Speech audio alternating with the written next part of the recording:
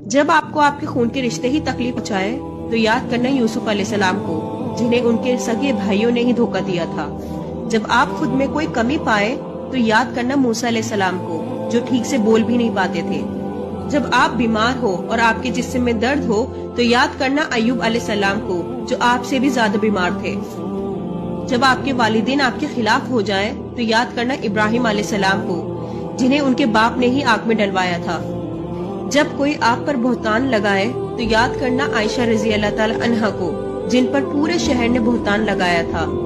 جب آپ اکیلا محسوس کریں تو یاد کرنا آدم علیہ السلام کو، جو اس دنیا میں اکیلے بھیجے گئے تھے۔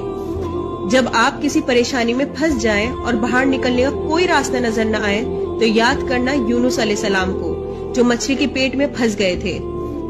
جب آپ کا آپ کے دوست اور رشتہ دار مذاق اڑائے تو یاد کرنا محمد صلی اللہ علیہ وسلم کو، جنہوں نے اس سے بھی زیادہ مشکلوں کا سامنا کیا تھا۔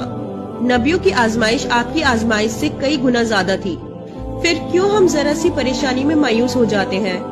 جب بھی پریشانی اور مصیبت آپ کے دل و دماغ پر حاوی ہو تو یاد کرو نبیوں کے دور کو اور مشغول ہو جائے اللہ کے ذکر میں۔